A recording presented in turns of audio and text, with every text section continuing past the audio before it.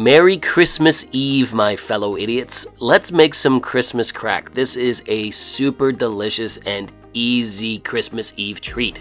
So I'm going to be making mine in a 18 by 13 inch baking pan. If you want to make a smaller batch, like a 13 by 9 inch pan, cut my recipe in half.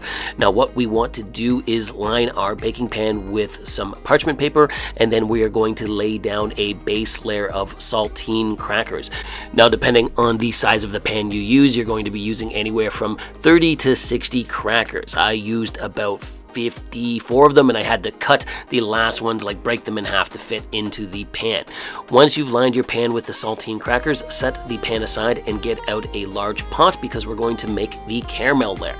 Now this part is super easy. All we're going to do is use 2 cups of unsalted butter, and I'm just going to cut it up into little pieces because we're going to melt this, and cutting it up into little pieces will help it melt quicker. So throw all 2 cups into your pot, and then throw in 2 cups of dark brown sugar. We are then going to bring this up to a boil on a high heat for about 5 minutes, constantly stirring it until it turns into a nice caramel looking like that. Look at this gorgeous, gorgeous caramel. Super easy caramel to make, and all we're going to do is pour it all over the saltine crackers. Nice and simple. This is a super simple recipe. Make sure you scrape all of the caramel out of the pan, and then just spread it all out all over your salt crackers to all 4 sides of the pan. JP has come to inspect on what I'm doing. From there, preheat your oven to 400 degrees Fahrenheit and bake this just for about 5 minutes.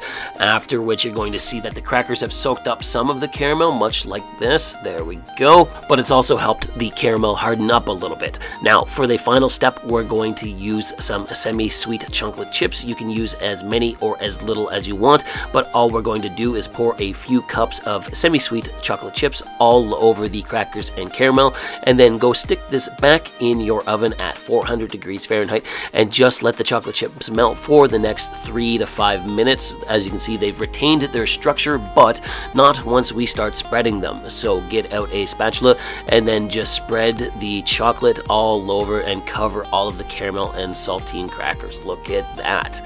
Now the last step is optional. I am going to throw some crushed pecans on top. You certainly don't have to do this. You can use other nuts, peanuts, almonds, walnuts. You can even throw like M&Ms on top if you want.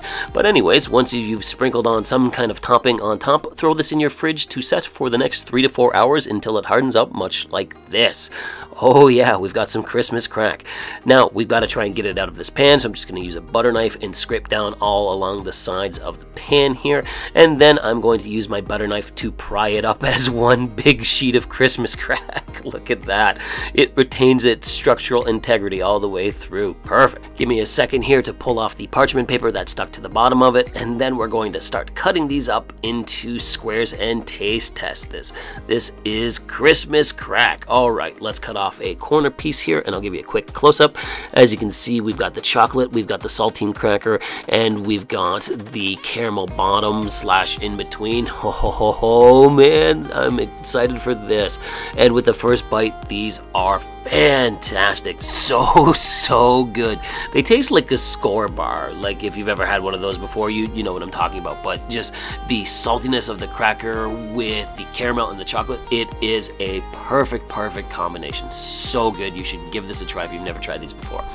But anyways, let's call it there. I hope you enjoyed what you saw here, my fellow idiots, and if you did, drop me a comment, like the video, and even subscribe to the channel. Now, before I go, from myself, Meg, Rose, and JP, we hope you have a blast over the holidays, my fellow idiots. So Merry Christmas. Truly thank you for watching this channel. I hope you guys have a great holiday, and we'll see you again soon.